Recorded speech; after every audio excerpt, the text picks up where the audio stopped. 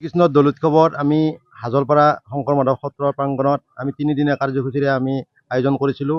এই আয়োজনৰ আজি অন্তিম দিন, তৃতীয় দিনত আমি মুখ্য আকৰ্ষণ আছিল বিশেষ সাংস্কৃতিক শোভাযাত্ৰা। সাংস্কৃতিক শোভাযাত্ৰা উদ্বোধন কৰিছে আমাৰ মাজত বৰ্তমানৰ MCLA পবিত্ৰ কুমাৰ দেৱে। সন্ধিয়াৰ ভাগত আমি এই নাগাৰা নাম নিমন্ত্ৰণ জনাইছিলোঁ। নাগাৰা নাম নিমন্ত্ৰণ মানে 5:30 বজাত নাগাৰা নাম উদ্বোধন কৰিব আমাৰ প্ৰাক্তন এম মহেশ্বৰ বসুমতাৰীয়ে, আৰু লগতে আমাৰ সাংবাদিক বাবুৰা বা কাছামো আমাৰ মাজত উপস্থিত থাকিব। আৰু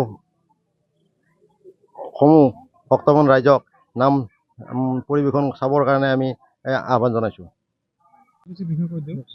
আজি আমি ইতিমধ্যে হাজলপাৰা শংকৰ মাধৱ সত্ৰত উপস্থিত হৈছোঁ আৰু ইয়াত হোলী উপলক্ষে তৃতীয় দিনীয়াৰ শেষোক্ত কাৰ্যসূচী চলি আছে, নাম প্ৰসংগ।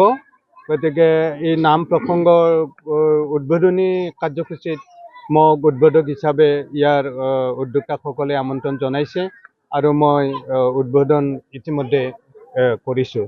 ইয়াত আমাৰ বালি সত্ৰৰ ভিতালী ডেকা আৰু চিপাঝাৰৰ ময়ূৰী নাথ দুটা নামতি দল আহি ইতিমধ্যে উপস্থিত হৈছে। এই ঠাইখিনি যথেষ্ট পিছপৰা আছিল। ইয়াৰ স্থানীয় যিসকল উদ্যোক্তা, তেওঁলোকৰ অশেষ প্ৰচেষ্টাত লাহে লাহে এই শংকৰ মাধৱ সত্ৰখন যথেষ্ট আগবাঢ়িছে, উন্নত হৈছে। আৰু ভগৱন্তৰ ওচৰত প্ৰাৰ্থনা ৰাখিছোঁ তেওঁলোকে যাতে আৰু অলপ চেষ্টা অব্যাহত ৰাখি এই সত্ৰখন যাতে ধুনীয়া কৰিব পাৰে। আমিও বিভিন্ন প্ৰকাৰে সহায় সহযোগিতা কৰিছোঁ, যোৱা দিনতো কৰিছোঁ, এতিয়াও অলপ আমি সহায় সহযোগিতা আগবঢ়াই আছোঁ। কলমবাই, আজি আমাৰ গড়েশ্বৰ সমষ্টিৰ অন্তৰ্গত আমাৰ যিটো হাজলপাৰা গাঁৱৰ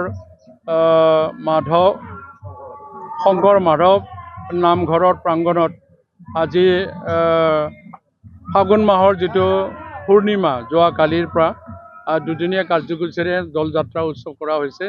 এই উৎসৱৰ মোক শোভাযাত্ৰাৰ সাংস্কৃতিক শোভাযাত্ৰাৰ কাৰণে মোক নিমন্ত্ৰণ কৰিছিল, হিচাপে আহি খুব ভাল লাগিছে। যিহেতু আজিৰ দিনটোত মই গম পোৱাত ৰাধা কৃষ্ণৰ আজি প্ৰপোজৰ দিন।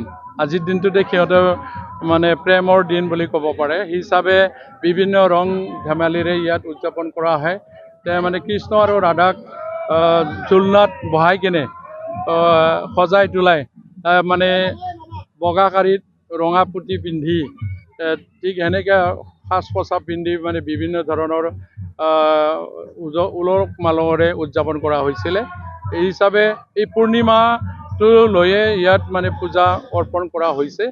আৰু তাৰ কাৰণে মই কৈছোঁ, ৰাধা কৃষ্ণৰ যিটো আজি প্ৰেমৰ দিনৰ দৰে বিশ্বজুৰি শান্তিৰ এটা বাতাবৰণ সৃষ্টি কৰি সকলোৰে জীৱনৰ শান্তি ঐক্য সুস্বাস্থ্য ৰাখি আমাৰ আশাবিলাক পূৰণ কৰে।